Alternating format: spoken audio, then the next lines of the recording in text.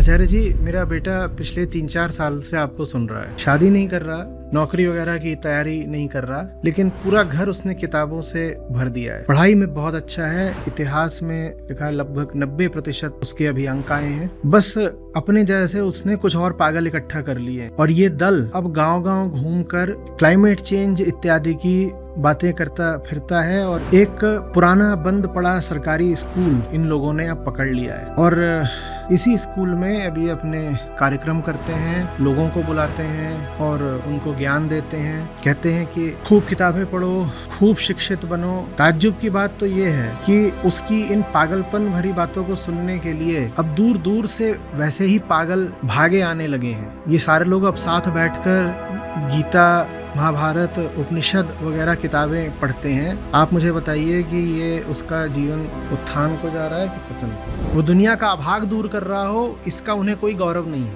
वो दुनिया में रोशनी ला रहा है, इस बात की कोई तारीफ नहीं हो रही। कहीं से कोई लड़की पकड़ करके उससे संभोग क्यों नहीं कर रहे, उसको गर्भ क्यों नहीं कर रहे, ये तकलीफ है। ये नहीं देख पा रहे कि न वो नेतृत्व कर पाता, न प्रबंधन कर पाता। और एमए में 90% आए हैं। साइंस नहीं है, मैथमेटिक्स नहीं है। नमस्ते आचार्य जी। आज समाज में लोग धन को जीवन का केंद्र मानते हैं। क्या यह सोच आध्यात्मिक विकास में बाधा बनती है? और धन को सही दृष्टि से देखने का क्या तरीका है? जब तुम कुछ नहीं जानते तो तुम्हें यह भी क्या पता कि पैसा क्या होता है। धन मात्र से न कभी कोई तृप्त हुआ, न तृप्त किया जा सकता है। तो कोई ऐसा रास्ता जिसके केंद्र में ही धन हो, वो रास्ता तो यहीं खारिज हो गया, समाप्त। 4 शब्दों में खेल खत्म। बोल रहे हमारी चेतना के केंद्र में कोई धन थोड़ी बैठा होता है। हम कितना भी प्रचार कर लें, कितना भी हम अपने आप को समझा लें, माने बहका लें, लेकिन जीवन का जो सच है वो तो रहेगा ही। और सच ये है कि किसी की भी चेतना के केंद्र में धन नहीं बैठा होता। यहाँ तक कि जो सबसे धनी आदमी है, चाहे सबसे कृपण आदमी है, चाहे सबसे धनलोलुप आदमी है, उसकी भी चेतना के केंद्र में धन नहीं होता। आप कहेंगे ये आपने विरोधाभासी बात करी। जब वो धन लोलुप है तो उसके केंद्र में धन ही तो हुआ, नहीं तो धन लोलुप कैसे होता? नहीं, जो धन लोलुप है, धन तो सचमुच उसे भी नहीं चाहिए। धन लोलुप मात्र उसे नहीं बोलते आप, उसे आप बोलते हो धन लोलुप मनुष्य। और धन लोलुप आज है, हो सकता है कल रहे ना रहे, पर मनुष्य तो तब तक कहलाएगा जब तक जिएगा। तो उसकी प्राथमिक पहचान धन लोलुपता तो नहीं है। जो वो 4 साल का था तब आप उसको नहीं बोलते थे कि धन लोलुप है, पर मनुष्य उसको आप तब भी बोलते थे। कल हो सकता है धन का उसका आग्रह कम हो जाए, समाप्त हो जाए, धन लोलुप आप उसको नहीं बोलेंगे, लेकिन मनुष्य तो तब भी बोलेंगे। उसकी पहली पहचान मनुष्य है। और किसी भी मनुष्य की चेतना और जिंदगी के केंद्र में धन नहीं हो सकता, ये नियम है। ये किसी नैतिक शास्त्र का निर्देश नहीं है कि धन को अपना केंद्र मत बनाओ। आपको ऐसा करने को नहीं कहा जा रहा। क्योंकि अगर आपको निर्देश दिया जाए या सलाह दी जाए कि धन को अपने जीवन का केंद्र मत बनाओ, तो इस सलाह में एक बड़ी मूर्खता की बात निहित है। क्या कि ऐसा हो सकता है, संभव है कि धन को जीवन का केंद्र बनाया तो जा सकता है, पर बेटा तुम मत बनाना। ऐसी सलाह ही अज्ञान मूलक है। धन किसी के जीवन का केंद्र बन ही नहीं सकता। जिस आदमी ने पूरी जिंदगी बिताई हो पैसे का पीछा करते हुए, उसकी जिंदगी का केंद्र भी धन बन ही नहीं सकता। धन के साथ समस्या ही है। धन का विरोध करने के लिए कोई नैतिकता वगैरह नहीं चाहिए, आपकी अस्मिता काफी है। अस्मिता माने आपकी हस्ती, आपका अस्तित्व। नैतिकता की लाठी की जरूरत ही नहीं है। आपकी हस्ती ही पर्याप्त है ये प्रमाण देने के लिए कि पैसा आपकी जिंदगी का केंद्र नहीं हो सकता। आप कोशिश कर लो तो भी नहीं हो सकता। गरीब की जिंदगी का भी नहीं हो सकता और जो सबसे बड़ा अमीर है उसकी जिंदगी का भी नहीं हो सकता। धन को केंद्र बनाना अस्तित्व विरुद्ध बात है। तो मैं कह रहा हूं नैतिकता चाहिए ही नहीं, अस्मिता काफी है।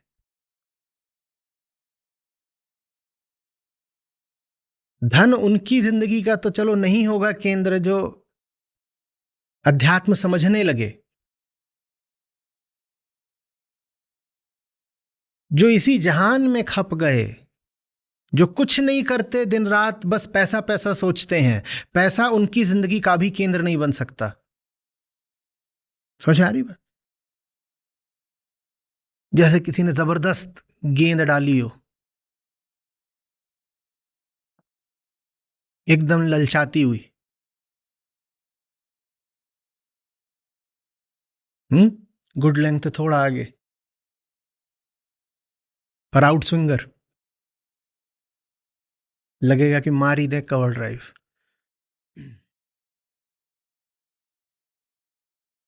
पर जैसे ही कदम बढ़ाओगे, फ्रंट फुट पे आओगे, पीछे लपके जाओगे। आम आदमी चूंकि दुनियादारी के रास्ते को अध्यात्म के रास्ते से अलग समझता है, तो इसीलिए वो कुछ जबरदस्त गलतियां कर बैठता है। पहली बात, क्योंकि वो खुद को नहीं जानता, इसीलिए वो ये भी नहीं जानता कि पैसा कमाना किस लिए है। दूसरी बात, इस जगत में भी जो उचित है, वांछनीय है, उसको अर्जित करने के लिए जो बल चाहिए वो अध्यात्महीन मनुष्य में होता ही नहीं है। तो वो अगर धन कमाना चाहे भी तो भी कमा नहीं पाता।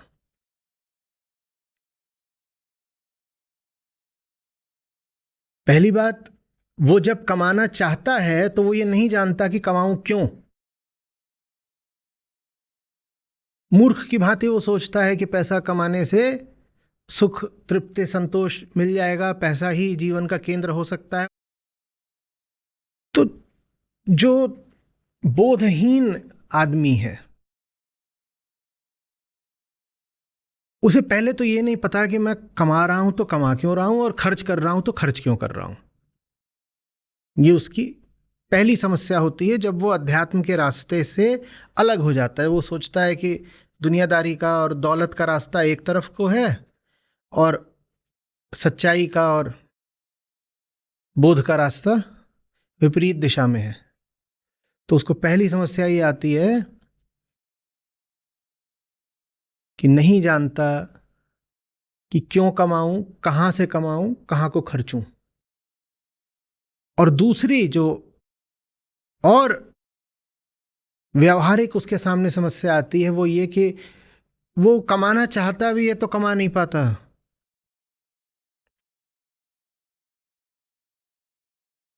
क्योंकि पैसा कमाना भी कोई हंसी ठिठोली नहीं होता।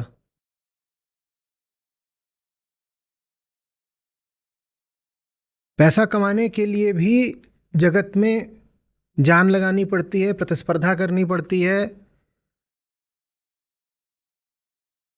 थोड़ा खून पसीना करना पड़ता है, बुद्धि युक्ति लगानी पड़ती है। पैसा ऐसे ही नहीं आ जाता। ये जो आदमी है जिसकी जिंदगी में आत्मज्ञान नहीं, उसकी जिंदगी में बल भी नहीं होगा ना। तो अब ये चलेंगे भी कि इन्हें पैसा कमाना है तो कमा नहीं पाएंगे। ये जो भी काम करने निकलेंगे दुनियादारी का, ये उस काम में भी असफल हो जाएंगे। इससे ये आशा मत लगा लेना कि इसका विपरीत जो है वो सत्य है। ये तर्कशास्त्र का एक बहुत साधारण नियम होता है। अगर कोई बात गलत है तो आवश्यक नहीं है कि उसका विपरीत सही हो। तो अगर मैं कह रहा हूं कि जो बोधहीन आदमी है वो पैसा भी नहीं कमा पाता, तो इसका मतलब ये नहीं है कि जिन्होंने पैसा कमा रखा है वो बोधवान है।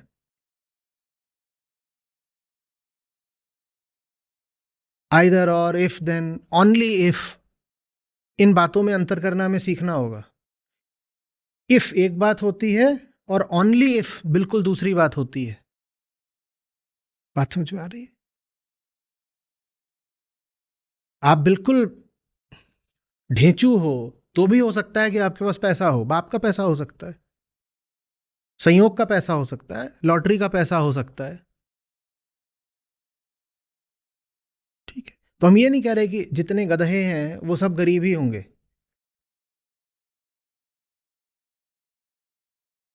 कोई एकदम ही गधा आदमी भी दिखाई दे सकता है कि पैसे में खेल रहा है। भाई राजा के घर पैदा हो गया, वो पैसे में खेल रहा है, संयोग है।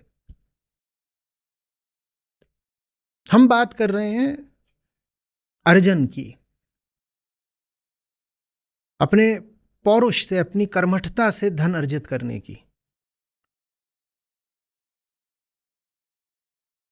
आत्मज्ञानहीन व्यक्ति के लिए धन अर्जित करना भी बहुत मुश्किल हो जाता है। आसानी से उसको कोई ललचा देता है, आसानी से कोई डिगा देता है, आसानी से कोई डरा देता है। ये आदमी पैसा क्या कमाएगा, और कमाता भी है तो थोड़ा बहुत, वही आम मध्यम वर्गीय जीवन। आत्मज्ञानी के लिए पैसा मजाक हो जाता है। वो चाहेगा तो कमा लेगा, वो चाहेगा तो उड़ा देगा, उसकी मौज की बात है। हो सकता है कि जब बहुत इकट्ठा हो जाए तो कहे छी, एक झटके में लात मार के सब कुछ छोड़ छाड़ के चल दे, बोले चाहिए ही नहीं, कभी नहीं चाहिए था। बच्चों का खेल था, हमने खिलौने इकट्ठा कर लिए, खिलौनों से मन भर गया, हमें नहीं चाहिए। धन उसके जीवन का केंद्र नहीं होता, उसके लिए खेल की बात होती है। खेलना होगा तो खेलेगा, या जीवन में उसको कोई बड़ा उद्देश्य दिखाई दे रहा होगा, उसके लिए धन चाहिए होगा, वो इकट्ठा कर लेगा।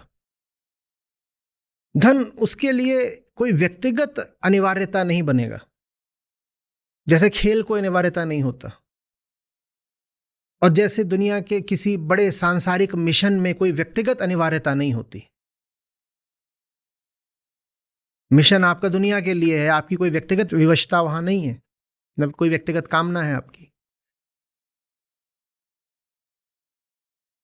आम संसारी अपने गलत दर्शन के कारण, अपनी गलत फिलॉसफी के कारण दोनों तरीकों से मारा जाता है। और वो जो मारा जाता है उसके केंद्र में क्या है, हमने कहा गलत दर्शन। उसने शुरुआत ही ये सोच के करी है कि एक रास्ता दुनियादारी का होता है जिसपे सुख मिलते हैं, भोग मिलते हैं, पैसा कमाऊंगा, ये दुनिया का रास्ता है। कि आम लोगों से पूछो तो वो ऐसे ही कहते हैं, दुनिया का रास्ता है, पैसा कमाएंगे, उसके बाद अच्छी पत्नी ले आएंगे, उसके बाद गोलू मोलू बच्चे होंगे, और उसके बाद और रुपए आ जाएगा, फिर गाड़ी हो जाएगी, फिर घर हो जाएगा, कितना मजा आएगा। और वो कहते हैं इसके विपरीत एक रास्ता है जो सन्यासियों का, त्यागियों का होता है, वो बेचारे सड़क पे मर रहे होते हैं। कमलेश कहाँ है? नहीं, मर रहे होते हैं ऐसे नहीं याद आया मुझे वो, न न संसारी न त्यागी से याद आया। आज उसने मुझे कुछ दिखाया था, उससे याद आया। अब मेरे पास मेरा फोन नहीं है, तो उसने भेजा था तो उसके पास होगा। कहाँ है? एक कोई पिताजी हैं, वो एकदम दुखी होकर के उन्होंने भेजा है। वो उनको दिख ही नहीं रहा कि उनका दर्शन क्या है, उनके वक्तव्यों में उनका दर्शन झलक रहा है।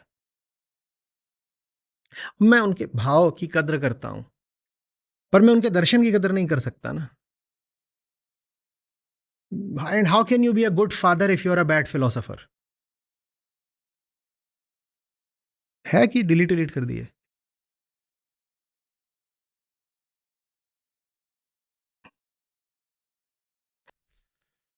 लंबा सा है, पढ़े देता हूं। आचार्य जी, मेरा बेटा पिछले 3-4 साल से आपको सुन रहा है। शादी नहीं कर रहा और नौकरी वगैरह की तैयारी नहीं कर रहा, लेकिन पूरा घर उसने किताबों से भर दिया है। पढ़ाई में बहुत अच्छा है, इतिहास में लिखा है लगभग 90% उसके अभी अंक आए हैं, लेकिन नौकरी में रुचि नहीं दिखा रहा।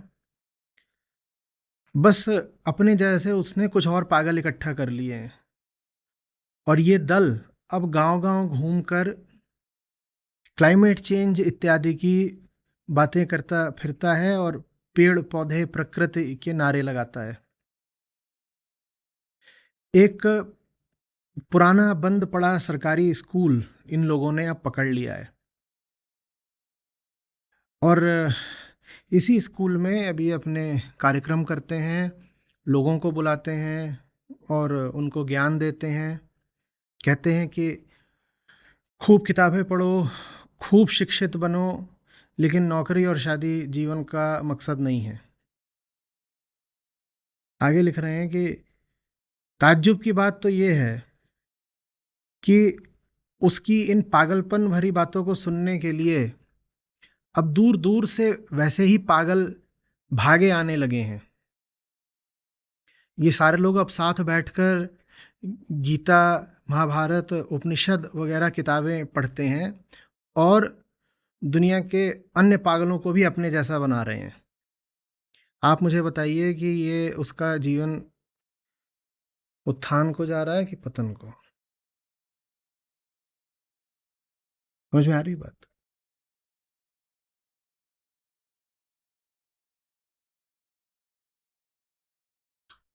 दर्शन क्या बोल रहा है? जो महोदय का दर्शन है वो क्या बोल रहा है? कह रहा है दो अलग अलग रास्ते हैं। एक रास्ता होता जिस पर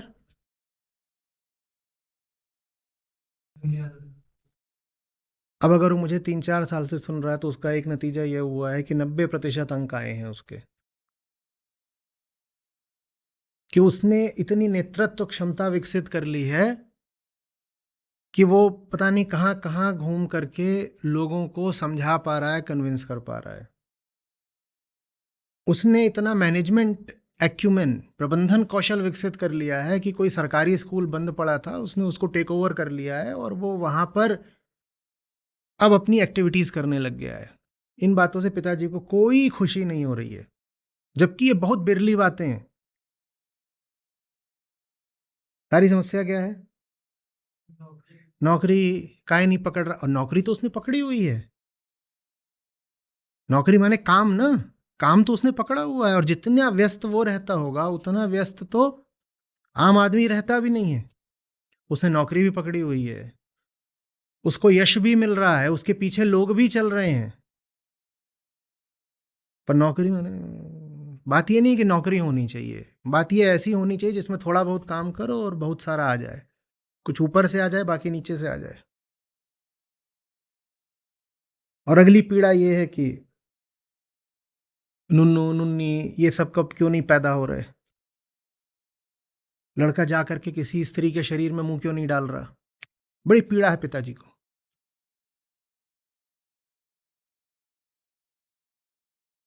वो दुनिया का अभाग दूर कर रहा हो इसका उन्हें कोई गौरव नहीं है। वो दुनिया में रोशनी ला रहा है इस बात की कोई तारीफ नहीं हो रही। कहीं से कोई लड़की पकड़ करके उससे संभोग क्यों नहीं कर रहे, उसको गर्भ क्यों नहीं कर रहे, ये तकलीफ है।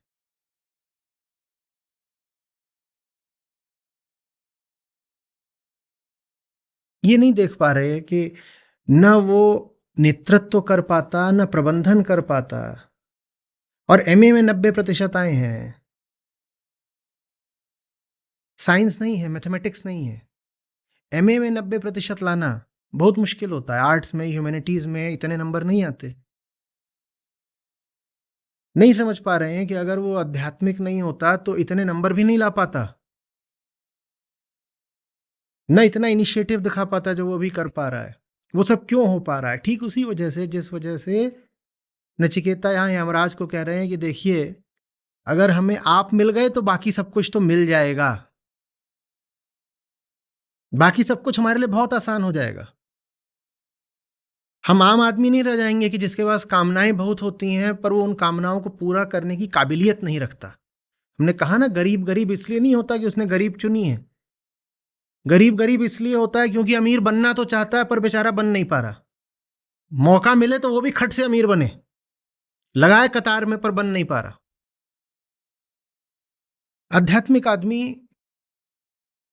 अपनी अपूरित कामनाओं के कारण गरीब नहीं होता। वो ये नहीं कहता मुझे भी अमीर बनना था पर अभी मेरा दांव नहीं लग रहा। वो ये नहीं कहता कि वो कौन सा गाना, अपना नंबर आएगा, अपना टाइम आएगा। वो ये नहीं कहता अपना टाइम आएगा। दुनिया के अमीर गरीब सब एक हैं, किसी की लह गई है, किसी का पासा ठीक पड़ गया है, किसी का ठीक नहीं पड़ा है। हाँ, जो अभी गरीब है वो अमीर को गाली देता है, पर मौका मिले वो तुरंत अमीर खुद बन जाएगा जो गरीब है आज। आध्यात्मिक आदमी दूसरा है, वो इस फ्रेमवर्क से, इस फिलोसॉफिकल फ्रेमवर्क से बाहर का है। उसने अपने केंद्र को समझा है, उसने अपने केंद्र को समझा है, और केंद्र को समझ के वो कह रहा है कि अध्यात्म के रास्ते पर ऐसा नहीं है कि दुनिया छोड़ देनी होती है कि धन छोड़ देना होता है। मैं धन कमाना चाहूं तो मैं और बेहतर कमा सकता हूं आज। मैं कीर्ति कमाना चाहूं तो मैं और बेहतर कमा सकता हूं आज। पर मुझे समझ में आ गया है कि न धन मनुष्य का केंद्र हो सकता, न कीर्ति मनुष्य का केंद्र हो सकती। हाँ, ये संसाधन हो सकते हैं किसी उच्चतर उद्देश्य के। जिस दिन मैं इन संसाधनों का उपयोग करना चाहूंगा मैं कर डालूंगा, पर इन चीजों के लिए जीऊंगा थोड़े ही।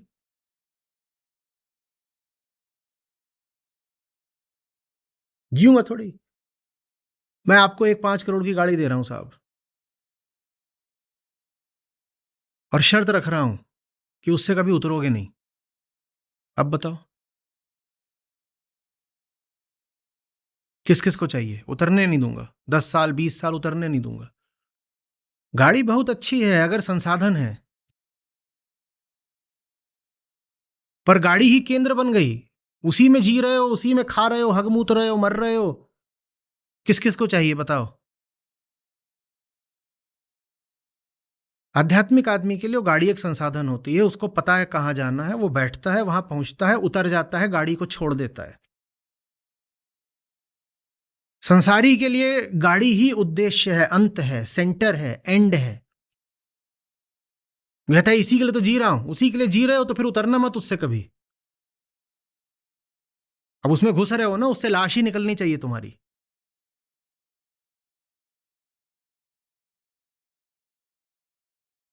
बात समझ में आ रही है?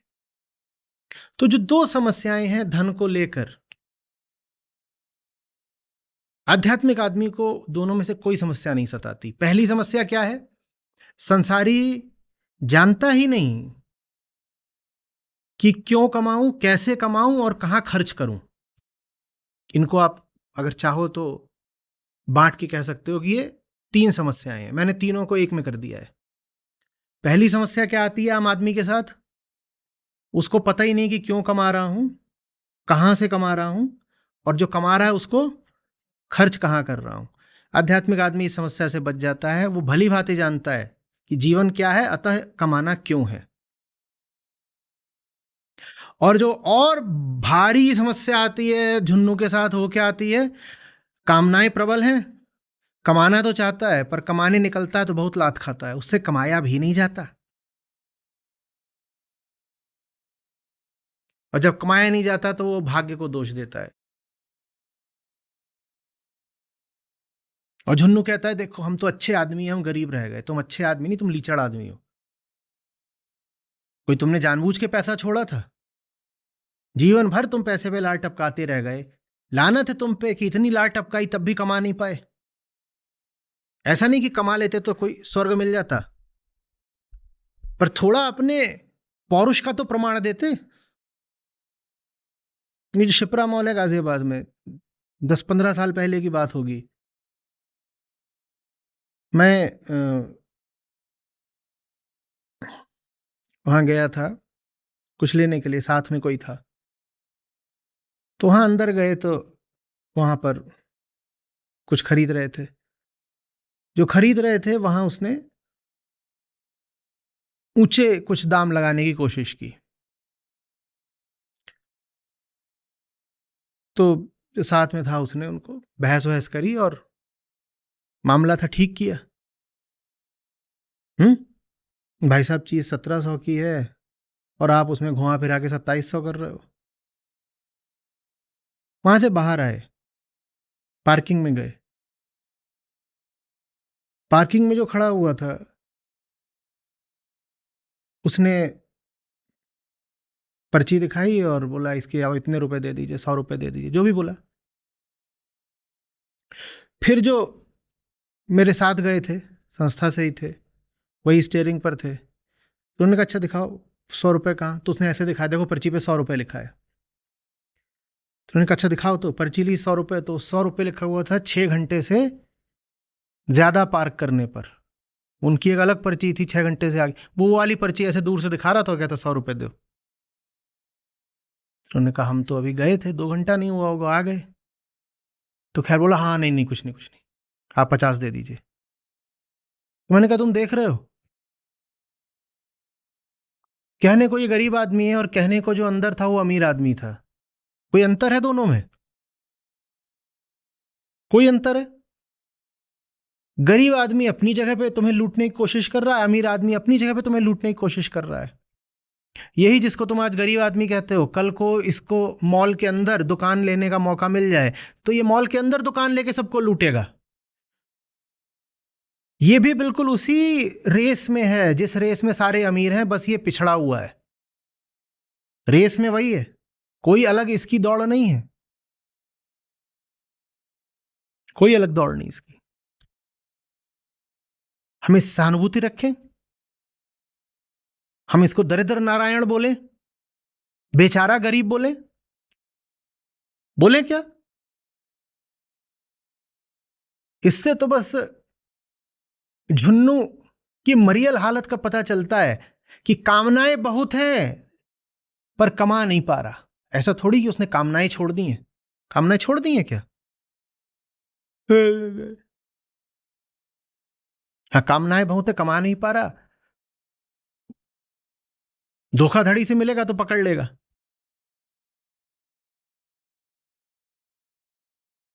गिरा हुआ मिलेगा तो उठा लेगा। कामनाओं में कमी थोड़े ही है। किसी भी उल्टे पुल्टे तरीके से भोगने को मिलेगा तो भोग ले, कामनाओं में कमी थोड़ी ही है।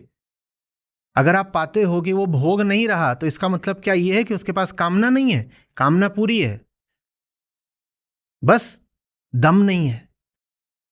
ज्यादातर लोग जो हमें दिखाई देते हैं कि भोग नहीं रहे, ऐसा नहीं कि इनके पास कामना नहीं है, इनके पास दम नहीं है। अध्यात्म दम देता है। शक्ति का और तो कोई स्रोत होते ही नहीं है आत्मा के अलावा। नायम आत्मा बलहीनेन लभ्यो। इसीलिए जो शक्ति से संबंध नहीं रख सकते उनका आत्मा से भी कोई संबंध नहीं हो सकता। आध्यात्मिक आदमी झुन्नू की तरह नहीं होता। बिल्कुल हो सकता है कि आप कोई ऐसा नजारा देखें, मैं अभी बताऊंगा, पर वैसा नजारा देखें तो भ्रम में मत पड़िएगा। क्या नजारा? कि कहीं कोई बहुत बड़ी दावत चल रही है या कोई 5 सितारा होटल है, कुछ हो रहा है बहुत ऐसा कारोबार जिसमें रुपया पैसा बहुत लगता है। उसके सामने से झुन्नू निकला और झुन्नू कह रहा है, और उसी के सामने से कोई बुद्ध निकलता है और वो भी नहीं देखता कि क्या चल रहा है। आपकी आंखें आपसे कहेंगी कि एक ही बात घटी है। एक ही बात नहीं घटी है। बुद्ध भीतर इसलिए नहीं गए क्योंकि उन्हें जाना ही नहीं है। झुन्नू भीतर इसलिए नहीं गया क्योंकि भीतर जाएगा तो लात पाएगा। लेकिन बाहर बाहर से देखोगे तो ऐसा लगेगा जैसे दोनों ने ही पैसे की महफिल को अस्वीकार करा है। नहीं, दोनों ने अस्वीकार नहीं करा है। झुन्नू का तो दिल जल रहा है ये सोच सोच के कि काश मैं भी भीतर जा पाता। बुद्ध हैं जिनके पास सत्य है, इसीलिए उपेक्षा है। झुन्नू उपेक्षा थोड़ी ही कर रहा है। हाँ, वो दिखा सकता है ऐसा कि अरे ये सब चोर हैं, अरे हम इनको ना देते, अजी हमें जाना ही नहीं। तू जा सकता है, तेरी औकात है, तुझे घुसने देगा कोई? पिछली बार तूने ऐसी ही कोई जुर्रत की थी तो वो जो खड़े रहते हैं लंबे लंबे मूंछधारी, क्या तो तू पीटा गया था। और तब से यही बोलता है अजी ये बेकार जगह है, हमें यहां जाना ही नहीं है। तुझे जाने दे भी कौन रहा है? तुझे जाने दे भी कौन रहा है? ये दो बहुत अलग अलग बातें हैं।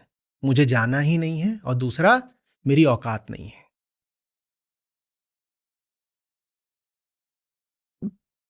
मुझे अपेक्षा नहीं है, ये एक बात होती है, और मेरी औकात नहीं है, ये बिल्कुल दूसरी बात होती है। ज्यादातर लोग जो भोग में लिप्त नहीं दिखाई देते, इनकी समस्या ये है कि इनकी औकात नहीं है। जिस दिन इनको औकात हो गई उस दिन देखना ये कैसे टूट के खाएंगे।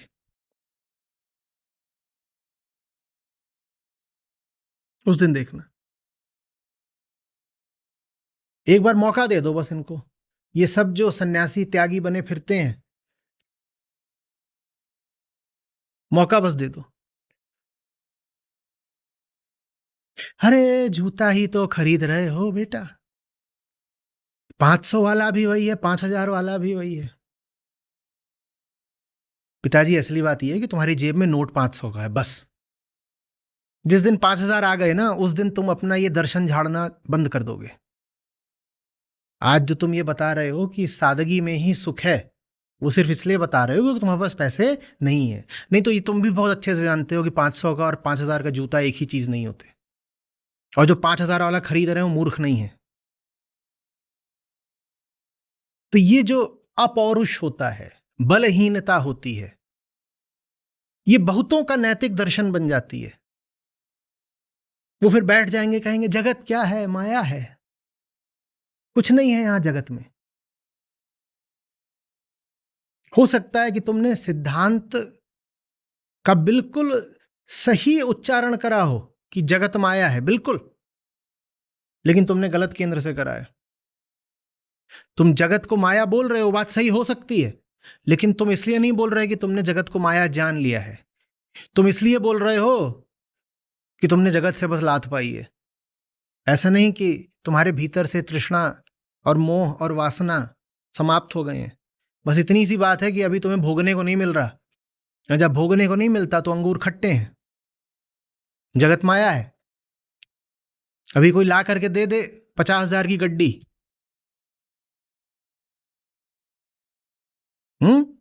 तो वही माया फिर घर ले आओगे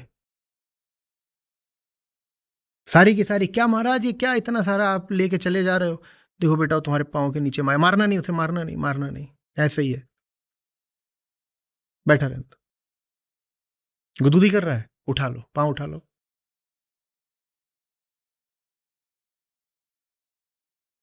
ऐसे ही बैठे, चला जाएगा।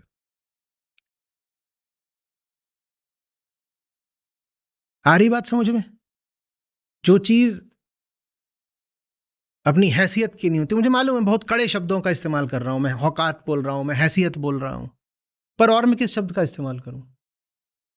भीतर कामना तुम्हारे बिलबिलाती रहती है, और हम में इतनी भी ईमानदारी नहीं होती कि हम बोलें कि चाहिए तो, पर हैसियत नहीं है।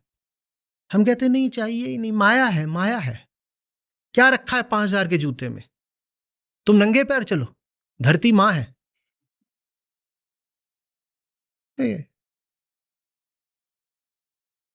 कौन सी डिग्री हासिल करी है खुद को ही झुन्नू बनाने में? और कुछ पढ़ा हो ना पढ़ा हो, लेकिन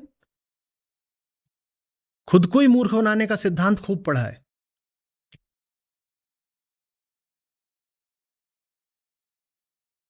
अध्यात्म का रास्ता बिल्कुल अलग है। उसमें धन आदि सारे संसाधन समाहित हैं। अरे जब दुनिया क्या है यही अध्यात्म बताता है, जिंदगी क्या है यही बात अध्यात्म बताता है,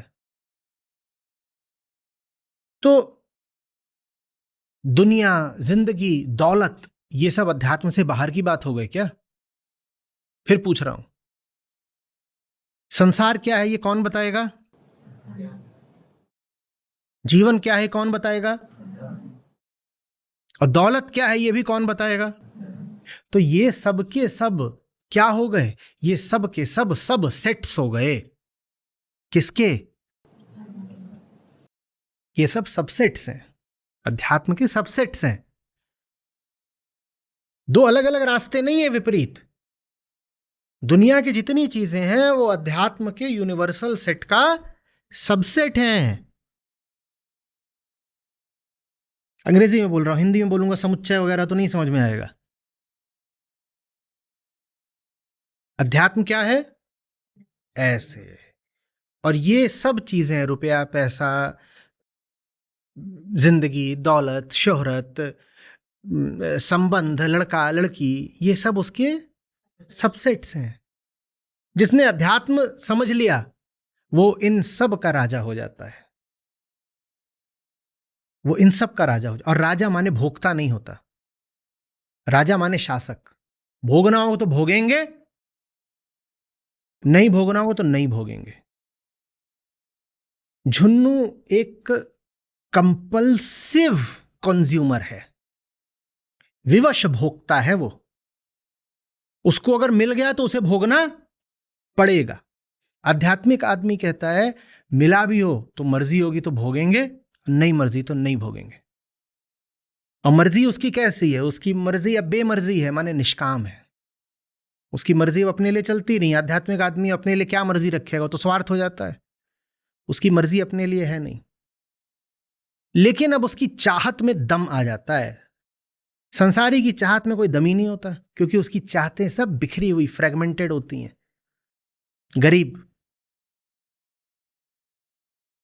फिर बहक गए झुन्नू लाल, इधर को बह लिए कभी उधर को बह लिए। जैसे ये है संसारी आदमी, ऐसे मोड़ दूं तो इधर को बह गए, इधर को मोड़ दूं इधर को बह गए, घूंसा मार दूं तो टूट गए, और गटक लूं तो भीतर आ गए। ये है संसारी आदमी। इसका अपना कुछ नहीं है जो जो सॉलिड हो, क्रिस्टलाइज्ड हो। इसीलिए इसकी कामना में दम नहीं होता। निष्कामना की एक परिभाषा यह भी है कि वो कामना जिसे कोई रोक नहीं सकता। पूरी दुनिया, पूरा ब्रह्मांड भी एक तरफ हो जाए तो निष्कामना को नहीं रोक सकता। निष्कामना में ये जान होती है। और कामना, कामना झुन्नू के मुंह की तरह होती है, सूखी हुई।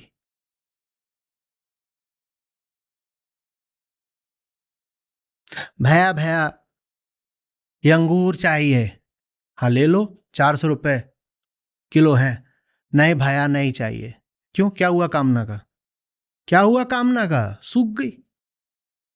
सूख गई नहीं सूख गई? ये संसारी कामना है, इसमें दम नहीं होता। भैया भैया पैसे कमाने हैं, ठीक है एग्जाम क्लियर कर लो। अब उसमें जो मेहनत करनी है वो करी नहीं जा रही, सूख गई कामना। दम ही नहीं है कामना में। निष्कामना को ही लिखो ब्रह्मचर्य बोलते हैं। ब्रह्मचर्य का अर्थ होता है अपने आप को पूरी तरह बचा कर रखना। उसका अर्थ ये नहीं अपने आप को औरत से बचा के, स्त्री से बचा के रखना, अपने आप को संसार से बचा के रखना। ब्रह्मचर्य का मतलब होता है कि फिर तुम्हारी दृष्टि गांधारी की आंख की तरह हो जाएगी। वो आंख जिसने जिंदगी में कुछ देखा ही नहीं, देखना माने मांगना, कि मैं उस तरफ देख रहा हूं, इधर देख रहा हूं, उधर देख रहा हूं, ललक ललक के देख रहा हूं, कुछ देखा ही नहीं। तो फिर जो एक चीज फिर मांगी जाती है उसे कोई नहीं रोक सकता। जब तुम कुछ नहीं मांगते, तब फिर जब तुम मांगते हो तो मांगी हुई चीज मिलती है। तुम जो कुछ मांगते हो तुम्हें इसलिए नहीं मिलता क्योंकि तुम दिन में 100 बिखरी हुई चीजें मांगते हो। तुम्हें क्या क्या दें? भैया मूंगफली दे दो,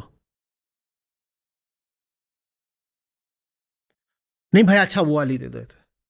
कभी जाओ कहीं पे देखो बड़ी दुकान में, भैया ये वाला देना, अच्छा नहीं भैया इसकी जगह वो वाला देना, भैया इसके एक की जगह दो दे दो,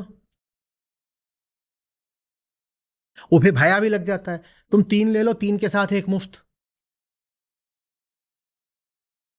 तुम्हें कुछ पता भी है तुम्हें क्या चाहिए? हर समय कुछ ना कुछ चाहते रहते हो उल्टा पुल्टा। कुछ पता है क्या चाहिए? चलो एक प्रयोग करते हैं। सब अच्छी उम्र के लोग हो, बताओ 20 साल पहले क्या चाहते थे? लिखो, 3-4 चीजें लिख लो जो 20 साल पहले चाहा करते थे, और बताओ उसमें से कोई चीज बची है जो आज भी चाहते हो? इन चाहतों में कोई दम है? कोई दम है? जैसे आते जाते मौसम, जैसे सुबह की ओस की बूंद, अभी है अभी नहीं है, लेकिन जब चाहत होती है तब बिल्कुल उबले जाते हो, हाय हाय मिल ही जाए, मिल ही जाए। तो अभी थोड़ी देर में ठंडे पड़ गए, किसी और दिशा में भग लिए, जैसे बंदर। देखा है कैसे करते हैं? केला दिखाओ, लपक के आया, जितनी देर में तुमने दिखाया तब तक कोई और पर्यटक था, उसने केला दिखा दिया। जहां पे ये सब इकट्ठे होते हैं बंदर पर्यटक सब, तो पता नहीं चलता पर्यटक कौन है बंदर कौन है। तो इधर से तुमने केला दिखाया और लपक के तुम्हारी ओर आएगा, तो तुम थोड़ी देर में उधर को भग जाएगा। बताओ तुझे कहाँ जाना है? तुझे कहीं भी नहीं जाना। ये हमारी कामनाएं हैं, वो कहीं को भी नहीं जा रही होती, इसीलिए वो सब कुल मिलाकर के शून्य हो जाती हैं। Everything cancels itself out. जो निष्कामी है वही ब्रह्मचारी है। ब्रह्मचर्य माने नो फैप नहीं होता। झटका लग गया, बोल रहे हम तो साल भर से लगे थे, उबल के मर जाओगे। ब्रह्मचर्य माने निष्कामता। और ये जो ब्रह्मचर्य में तुम लोग बूंद बूंद की बातें करते रहते हो ना, नो फैप में, कि कंजर्व द ड्रॉप, वो सीमेन की ड्रॉप नहीं होती, वहां बुंद से आशय आत्मा होता है। बूंद माने उसका जो मूल शब्द है वो है बिंदु, जहां से बूंद आया है, और बिंदु माने वो जो है पर स्पेस में नहीं है। जैसे स्पेस में पॉइंट कहीं नहीं होता। मैं आपसे कहूं स्पेस में पॉइंट दिखाइए, आप उसका वर्णन तो कर सकते हो, कोऑर्डिनेट्स बता सकते हो, पर क्या दिखा सकते हो पॉइंट? तो आत्मा वैसे ही होती है।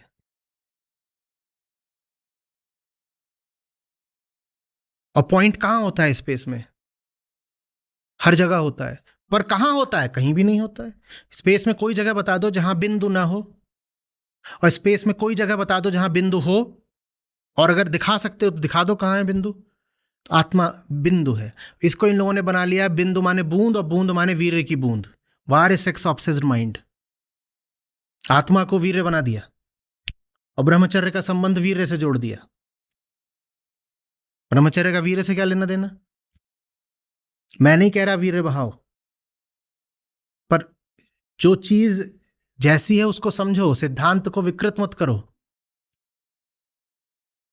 जो कुछ नहीं मांगता वो जब मांगता है तो उसको मिलता है। फिर यमराज भी इनकार नहीं कर सकते, मृत्यु भी इनकार नहीं कर सकती। माने मृत्यु का डर भी उसे डिगा नहीं सकता, उसकी कामना पूरी होकर रहेगी, क्योंकि उसने कभी और कुछ मांगा ही नहीं। यही निष्कामना है। हमें इसलिए नहीं मिलता क्योंकि हमें मांगने की तमीज नहीं है। हमें इसलिए नहीं मिलता क्योंकि हम एक ही सांस में कहते हैं कि मूंगफली दे दो, फिर कहते हैं मुक्ति दे दो। हमें इसलिए नहीं मिलता क्योंकि हमारे लिए मूंगफली और मुक्ति एक ही तल की चीज है।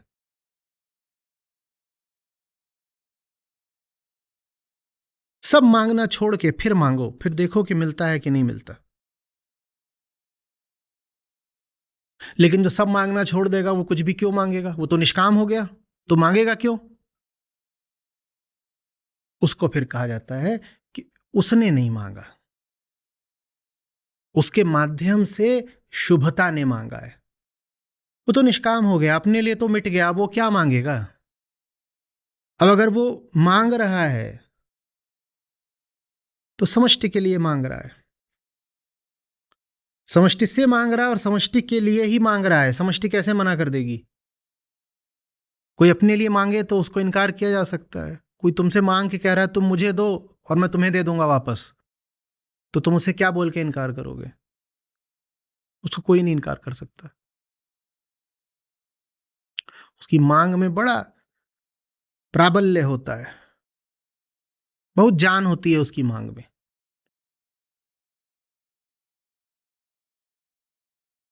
जिसको आत्मा मिल जाती है वो चाहेगा तो अपनी जितनी सांसारिक कामनाएं होंगी सब पूरी कर लेगा। मजेदार बात यह है कि वो अब जान चुका है कि वो कौन है, इसीलिए उसको व्यर्थ की सांसारिक कामना रहती ही नहीं है।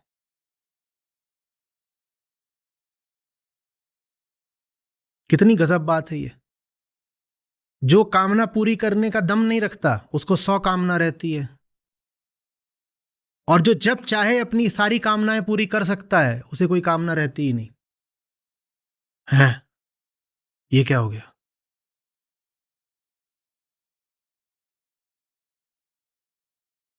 झुन्नू के पास दिल नहीं है, उसका दिल दरिया है, और बूंद बूंद में क्या बह रही है? कामना।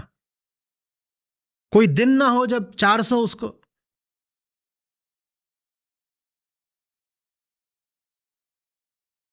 बड़े बेआबरू होके तेरे कूचे से हम निकले, बहुत निकले मेरे अरमा, फिर भी कम निकले। ये झुन्नू है हमारा, बेआबरू होता रहता है पर अरमानों का दरिया बहता ही रहता है। पूरब में कहते हैं लात खाई थे लजाइत नहीं। ये कामियों के लिए होता है, जो कामना के दरवाजे पे जाते हैं, फिर लात खाते हैं, फिर दोबारा लात खाते हैं, फिर तिबारा लात खाते हैं। लाज उनको लेकिन नहीं आती। ऋषि भर्तृहरि कुत्ते का उदाहरण लेते हैं। मैं इसलिए बोल रहा हूं क्योंकि सारे आरोप मेरे ऊपर ही ना आए कि बहुत बेइज्जत कर रहे हैं आज। तो मैं क्या बेइज्जती करूंगा जो भर्तृहरि ने करी है? वो बोलते हैं काना कोढ़ी मरियल कुत्ता जिसकी खाल भी लटक गई है और 100 जगह से खून और मवाद बह रहा है, वो भी कुतिया के पीछे पीछे भागता रहता है। ये कामना सचमुच दुष्पूर है।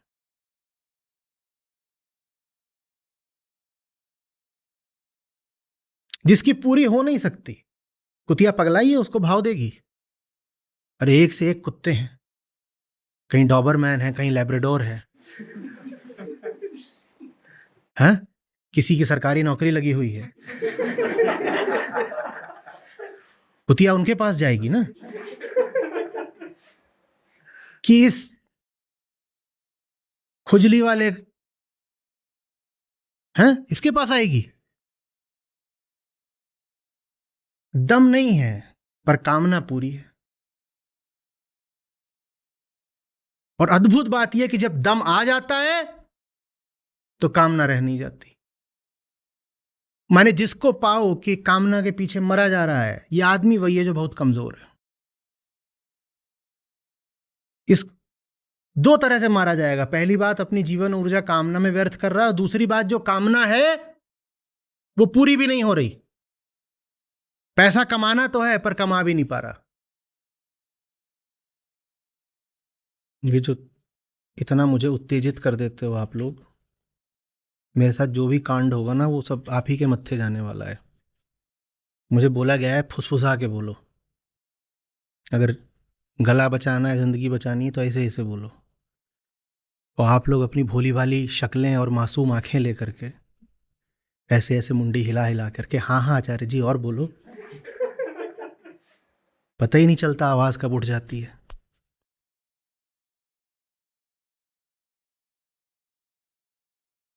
अध्यात्म और धन का रास्ता अलग अलग नहीं है।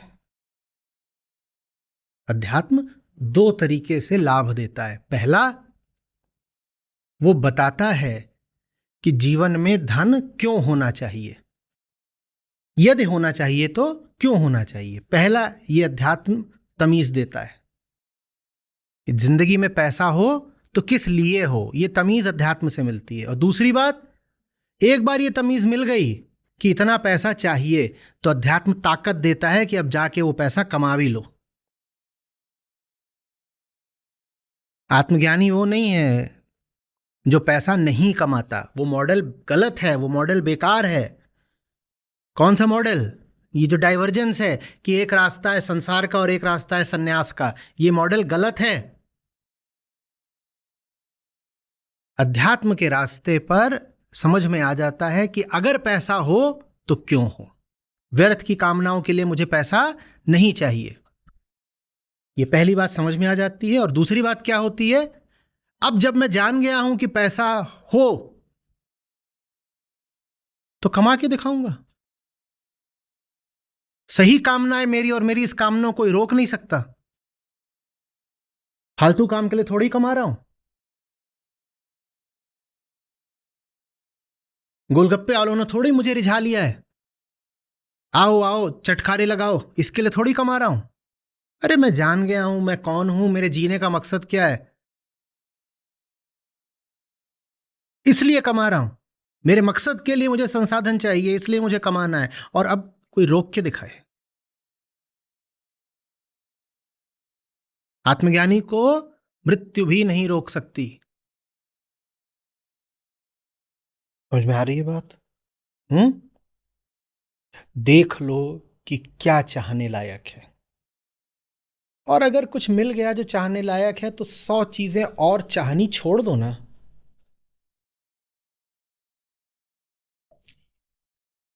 यही तो असली चीटिंग है ना, जिसे बोलते चीटिंग। चीटिंग चीटिंग ये नहीं होती कि धनिया को छोड़ करके कोई नया चरित्र बताओ। बताओ बताओ। जुन्नू बेवफा निकला, धनिया को छोड़ के कहीं गया मुंह मारने। कहाँ गया? नाम बताओ, जल्दी बताओ। हाँ, हल्दी हल्दी पुदीना। ये अच्छा लगा। तो ये नहीं बेवफाई होती कि झुन्नू धनिया छोड़ के पुदीना के यहां भाग गया है। ये कुछ नहीं है। बेवफाई यही होती है जो उच्चतम है उसको छोड़ करके 100 और जगह मुंह मार रहे हो। एक लक्ष्य होना चाहिए, बाकी बातें सब फिजूल। और वो एक लक्ष्य क्या होना चाहिए, ये उपनिषद बता देंगे। उसी के लिए गीता है।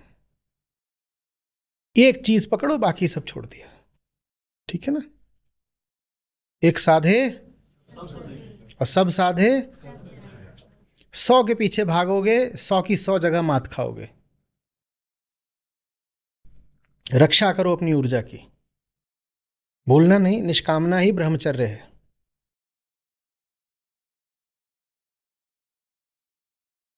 जाकर के कृष्णों से, कबीरों से पूछो जीवन में क्या है पाने लायक। ये पहली बात है, ये पहला कदम है। उनके पास बैठ जाओ, उनके पैरों पर बैठ जाओ और बहुत ध्यान से समझो कि जिंदगी किस लिए है और यहां क्या पाने लायक है। और जैसे जैसे समझ में आने लगे, सिर्फ जो पाने लायक है उस पर एकाग्र हो जाओ। बाकी बातों को मन से एकदम हटा दो। आ रही बात समझ में? छितराया जीवन नहीं जीना है। थाली का बैंगन इधर लुढ़के उधर लुढ़के, ऐसे थोड़ी।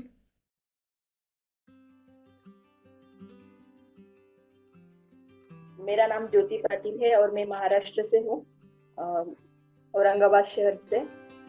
और मैं आचार्य जी को 2 साल से सुन रही हूँ। गीता सत्रों से भी लगभग वही तभी से मैं जुड़ चुकी हूँ आचार्य जी को, और आज मैं सभी सत्रों से जुड़ी हूँ।